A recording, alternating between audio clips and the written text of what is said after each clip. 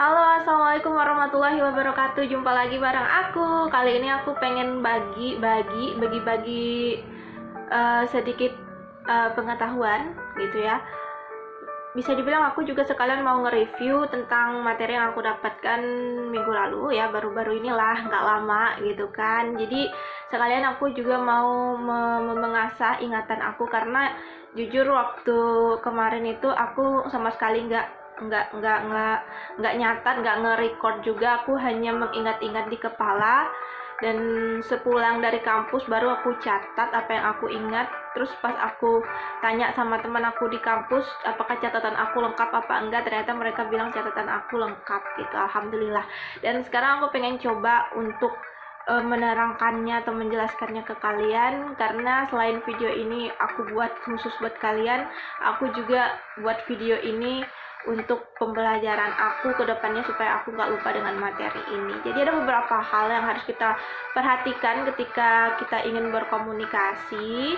Yang pertama itu adalah bahasa. Bahasa itu dibagi menjadi tiga. Ada, bukan bahasa ini ya, maksudnya bahasa dibagi menjadi tiga, terus bahasa Indonesia, bahasa Inggris, bahasa Cina, nggak gitu. Maksudnya kita harus perhatikan dari bahasa kita. Yang pertama itu kita jangan sampai menggunakan bahasa yang tidak dimengerti sama orang tersebut. Misalkan nih aku ngomong sama orang India pakai bahasa Sumbawa gitu, kalau orang Indianya nggak ngerti bahasa Sumbawa ya kan komunikasinya nggak bisa jalan gitu ya. Atau aku ngomong pakai bahasa Inggris sama orang yang nggak ngerti bahasa Inggris, kan nggak bisa nyambung ya komunikasinya gitu, nggak bisa nyambung sama sekali bahkan. Terus yang kedua itu kita harus menghindari juga yang namanya bahasa atau istilah-istilah asing yang mungkin yang gunakan kalangan-kalangan tertentu aja gitu ya. Mungkin aku kasih contoh sedikit, kayak kata-kata careless gitu, kata-kata bucin, kata-kata yang mungkin bagi orang yang ada sebagian orang yang dia tuh nggak ngerti gitu apa sih artinya careless gitu, apa sih artinya bucin gitu kan. Karena kan biasanya yang pakai bahasa-bahasa kayak gitu bahasa kalangan muda gitu ya guys. Terus juga kita harus memperhatikan dari sisi psikologinya. Ini masih berkaitan dengan bahasa ya. Jadi sisi psikologinya itu misalkan dari hobi, latar belakang, profesi, ekonomi, umur juga gitu. Jangan sampai kita menggunakan sama seperti yang aku bilang tadi kan, kayak bahasa-bahasa careless, bahasa-bahasa bucin. Itu kan yang menggunakan orang-orang kaula muda aku bilang. Jadi umur tuh juga mempengaruhi gitu. Kalau kita ngomong sama orang tua atau orang yang udah berumur 70-80 tahun ngomong-ngomong alay kan nggak etis banget gitu guys. Ya nggak etis, nggak pas lah gitu kak, gitu kan. Dan juga kayak misalkan latar pendidikan, kita kan nggak bisa yang ngomong pakai bahasa-bahasa yang suka ada di buku, bahasa-bahasa teoritis dengan orang yang mungkin pendidikannya nggak kurang, ataupun tidak sama gitu dengan kita.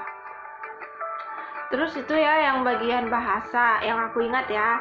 Terus yang kedua itu ada citra suara. Nah, citra suara itu ada 5 yang harus kita perhatikan. Yang pertama itu volume.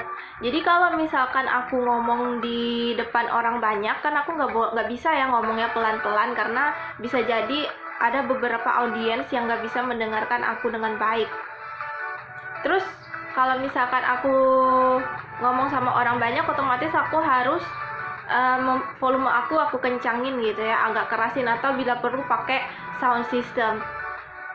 Terus kalau misalkan aku ngomong cuma berdua atau di ruangan, dalam ruangan, terus cuma beberapa orang, terus aku teriak-teriak kan itu nggak pas juga, karena kan kayak ibaratnya tuh kayak kita lagi marah gitu. Kalau misalkan kita ngomongnya teriak-teriak, dan kasihan juga ya orang yang dengerin kita bisa sakit telinganya karena kita teriak-teriak, apalagi cuma berdua. Lagi pula teman kita ngomong kan bisa dengar kita juga meskipun kita harus ngomong pelan-pelan gitu ya. Terus yang kedua tuh ada intonasi suara. Intonasi suara tuh kayak tinggi rendahnya suara, ya sama lah seperti aku tadi. Bedanya volume suara sama intonasi suara. Kalau volume suara itu besar kecilnya suara. Terus kalau intonasi suara itu tinggi rendahnya suara. Kalau misalkan kalian jago dalam bidang bernyanyi, mungkin kalian udah paham lah ya sama intonasi suara. Intonasi suara ini juga mendukung pesan yang kita sampaikan gitu. Karena ada beberapa kata yang perlu penekanan, yang dimana harus menggunakan intonasi tinggi, dan ada beberapa kalimat yang rendah aja gitu, sebagai penekanan, sebagai bentuk ketegasan, sebagai pokoknya itulah. Biasanya ada kalau di buku-buku atau di tulisan, biasanya kalau nada tinggi itu biasanya pakai tanda seru gitu ya, intonasi tinggi. Terus juga ada tempo. Tempo itu kayak kecepatan suara. Jadi kalau misalkan ngomong, hindari ngomong cepet-cepet yang menyebabkan kata demi katanya itu jadi kayak tertubruk, kayak saling. Misalkan gini nih, Assalamualaikum warahmatullahi wabarakatuh, perkenalkan nama saya Miftah Hilmi Afifah. Kan kayak itu kan kalian kan jadinya ini orang ngomong apa sih gitu, kayak orang nge-rap gitu loh, apalagi kalau ngomong di depan umum gitu. Biasanya announcer ada tuh yang suka ngomong kayak gitu ya. Udah orang gak fokus dengerin dia, terus dia ngomongnya cepet-cepet kayak gitu, jadinya kan orang kayak tidak terlalu menyimak apa yang kita bicarakan. Kemudian ada jeda. Jeda itu misalkan kalau di tulisan-tulisan ada tanda koma, ada tanda titik. Nah, kalau di komunikasi itu kenapa kita harus memberikan jeda ketika kita berbicara? Karena kita tuh memberikan kesempatan buat lawan bicara kita untuk mencerna apa yang kita bicarakan, atau mungkin dia ingin merespon juga, atau mungkin dia ingin menyerap gitu loh. Misalkan nih aku ngomong apa ya? Ngomong suatu hal gitu, kalau misalkan aku lanjut terus dari poin 1 sampai poin terakhir, nggak berhenti gitu, nggak ada jeda, nggak membiarkan orang itu mencerna dulu apa yang aku share, apa yang aku bagikan, apa yang aku kasih tahu. Mungkin mereka juga pusing gitu ya, mana yang harus aku pahami dulu nih gitu. Apalagi kalau misalkan dia sambil nyatat gitu, terus kita ngomongnya nggak ada jeda-jedanya, nggak ada berhenti-berhentinya, udah gitu temponya cepet-cepet, waduh keriting langsung tangan orang ya. Terus ada juga artikulasi. Artikulasi itu kejelasan suara kita, atau bukan suara, kejelasan pengucapan kita. Jadi jangan sampai kita tuh ngomong sesuatu yang pelafalannya mungkin gak jelas gitu, jadi orang bisa salah tangkap gitu. Mungkin yang tadinya kita bilang kita bilangnya kabur, orang dengarnya kapur gitu, atau kita bilangnya dapur, orang dengarnya kasur kan. Jadinya pesannya itu tidak tersampaikan dengan baik. Itu untuk bagian citra suara. Terus yang ketiga itu ada kontak mata. Nah, kalau bisa bagi yang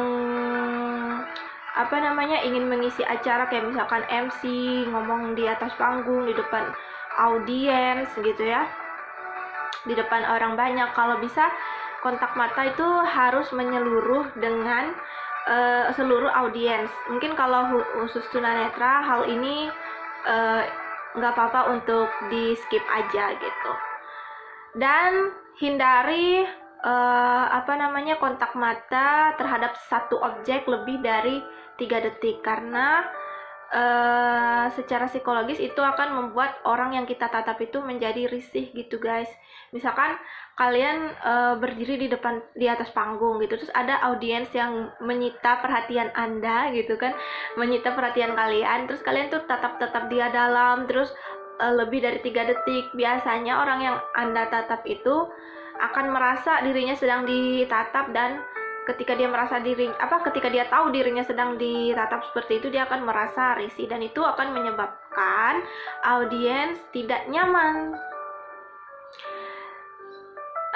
Kenapa aku bilang tadi kalau bisa kita itu menyapu rata, ketika kita menjadi public speaker kita harus menyapu rata tatapan atau kontak mata kita kepada seluruh audiens yang hadir, supaya audiens itu merasa dirinya merasa dirinya itu bukan dilihat sih, kayak diperhatikan, kayak wah kehadiranku ini kayak betul-betul diharapkan, atau betul-betul dihargai, atau betul-betul dihormati juga oleh si public speaker. Terus juga itu udah berapa sih yang aku share? Yang aku bagikan ada 3 ya. Yang pertama itu bahasa, terus ada ada citra suara, terus ada kontak mata, terus ada ekspresi wajah. Yang keempat ekspresi wajah. Jadi ketika kalian menyampaikan suatu pesan atau ketika kalian berkomunikasi, usahakan disesuaikan juga dengan ekspresi wajah untuk mendukung pesan yang kalian sampaikan. Jangan sampai kalian ngomong hal yang sedih, muka kalian senang gitu, atau muka kalian menyampaikan hal yang gembira, hal yang bahagia, tapi muka kalian sedih. Jadi kan orang bingung, ini orang sedih apa senang sih gitu. Dari ucapannya ngeluh, tapi dari raut wajahnya kayak gembira gitu. Terus juga yang kelima ada bahasa tubuh atau body language. Nah, biasanya kalau supaya audiens itu tidak terganggu dengan penampilan kita juga harus bisa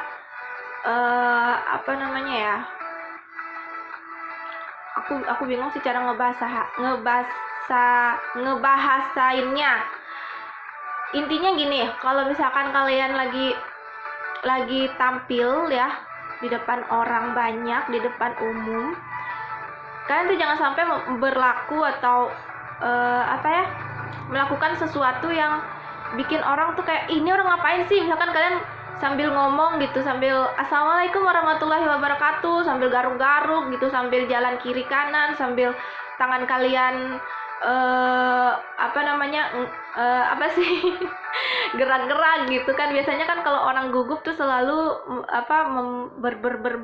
berbuat sesuatu yang mengalihkan kegugupannya, tapi jangan sampai itu membuat audiens terganggu gitu dengan kegugupan kita gitu. Kalau bisa kegugupan itu jangan sampai diperlihatkan dengan tingkah laku kita yang mungkin jalan nggak berhenti gitu kan, terus tangan kita digerak-gerakkan, terus kita garuk-garuk, terus kepala kita geleng-geleng, apalagi tatapan kita itu kiri kanan, atas bawah, nggak bisa diam gitu kan. Terus juga itu udah berapa ya? Udah 5 ya. Coba kulangnya, ada bahasa, ada citra suara, ada kontak mata, ada ekspresi wajah, terus ada body language. Terus yang keenam itu keterlibatan audiens, yang dimana ketika kalian sedang melakukan public speaking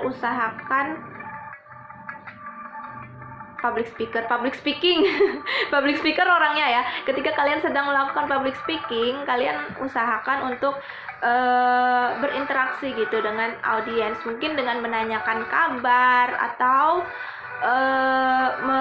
melempar suatu pertanyaan yang memancing audiens atau membuat audiens tuh bisa kayak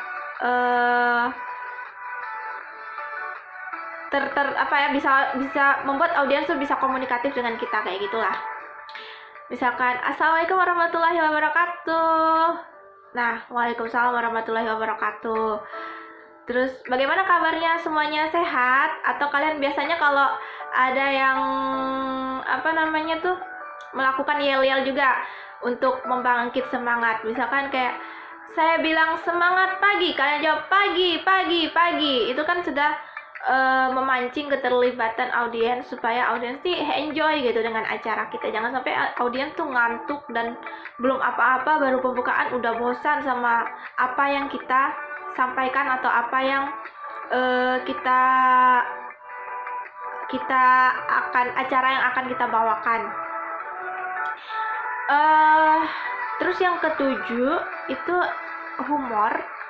Jadi selipkan 1-2 setidaknya ada gitu humor yang kalian lontarkan ketika kalian sedang melakukan public speaking.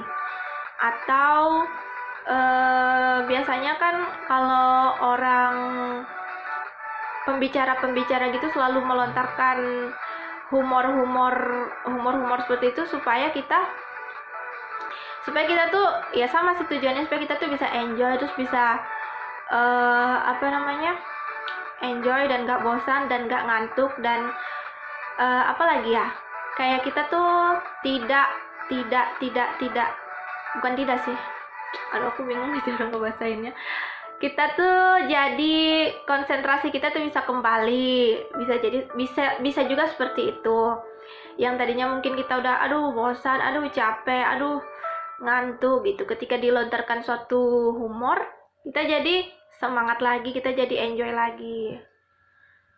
Oke ya, yang ke-8 dan sekaligus yang terakhir juga yaitu percaya diri. Nah, percaya diri ini ada 3 aspek yang harus kita perhatikan. Yang pertama, menguasai materi. Nah, kalau misalkan kalian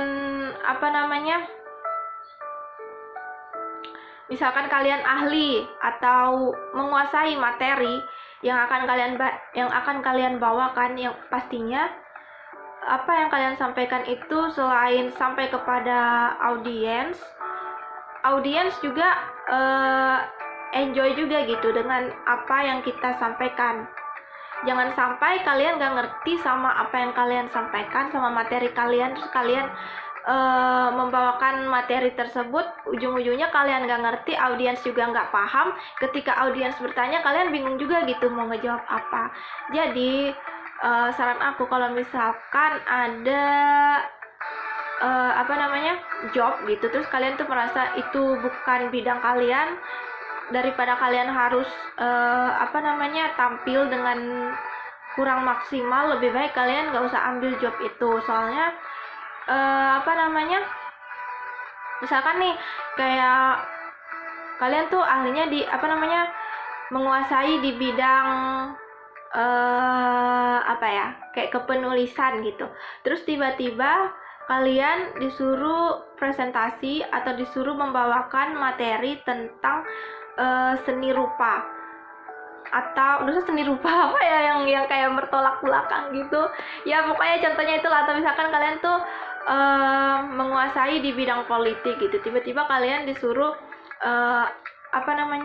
tampil membawakan materi tentang pertanian gitu. Mungkin kalian akan bingung gitu, gimana ya cara ngejelasinnya gitu. Nanti kalau ada yang bertanya, kalian juga akan bingung bagaimana cara ngejawabnya. Terus yang kedua yang harus kalian perhatikan supaya kalian bisa percaya diri, yaitu penampilan kalian. Jangan sampai kalian tampil dengan penampilan yang membuat kalian gak nyaman, karena setiap orang itu punya style, gaya masing-masing gitu. Ada yang dia tuh bisa pede, dia tuh merasa pede kalau dia tuh tampil dengan menggunakan jas. Ada yang dia tuh merasa pede kalau tampilnya itu menggunakan baju kaos biasa. Ada juga yang dia tuh merasa pede kalau dia tuh tampil dengan menggunakan kemeja dan lain sebagainya. Pokoknya gunakan penampilan terbaik kalian, karena itu juga akan menambah rasa percaya diri kalian selain menguasai materi tadi ya. Kalau misalkan kalian sudah menguasai materi kan pasti kalian akan pede gitu untuk membawakan materi tersebut, termasuk juga dengan penampilan kalian. Kalau misalkan kalian sudah oke dengan penampilan kalian juga akan merasa percaya diri ketika tampil di muka umum. Terus yang terakhir, yang ketiga yang harus kalian perhatikan yang harus kalian perhatikan agar percaya diri, yaitu memperbanyak jam terbang. Memperbanyak jam terbang ini sama juga dengan kalian sering-sering ikut menjadi atau terlibat dalam acara-acara yang menggunakan public speaking atau memerlukan kemampuan public aduh, aku jadi belepotan guys, public speaking. Mungkin kalian harus